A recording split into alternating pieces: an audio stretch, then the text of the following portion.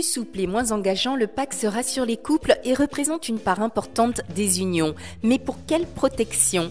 Bienvenue dans votre chronique du notaire avec maître Florence de Hougue-Gros. Bonjour maître. Bonjour Sonia. Quels sont les avantages d'un Pacs par rapport au concubinage ? Alors le concubinage est une union complètement libre. Le Pacs, à l'inverse, lui est organisé par la loi, même s'il reste très souple puisqu'on a la liberté de s'engager et une grande liberté aussi pour se séparer. Comme il est organisé par la loi, le Pacs permet aux partenaires de choisir entre deux régimes.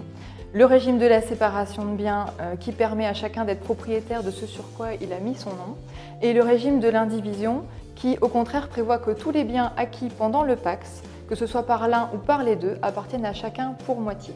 La situation des couples pacsés en matière de fiscalité est-elle intéressante ? Oui, les partenaires ont une situation plus intéressante que les concubins, qui sont imposés obligatoirement séparément. Les partenaires de Pacs, eux, ont le choix la première année d'être imposés ensemble ou séparément. Par contre, après, ils sont nécessairement imposés ensemble.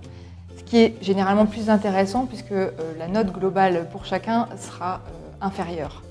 La principale différence entre les concubins et les partenaires de Pacs, c'est sur le plan successoral.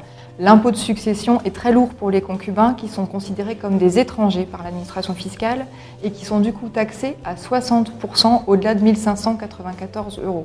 Les partenaires de Pacs, eux, sont exonérés d'impôts comme les époux. Et au niveau de la succession ? Pour la succession, il faut faire attention puisque les partenaires de Pacs ne sont pas héritiers de l'un de l'autre. Il faut absolument faire un testament.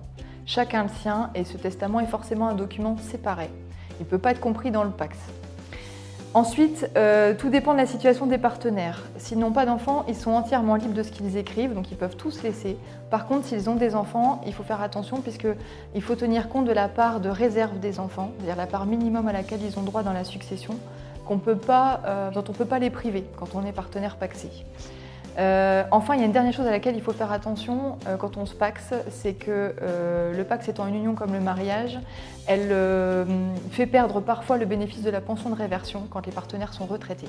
S'aimer et se paxer, oui, mais à condition de bien comprendre ce contrat d'union. Merci maître de Hougue-Gros. Au revoir Sonia. À très bientôt dans Visitimo.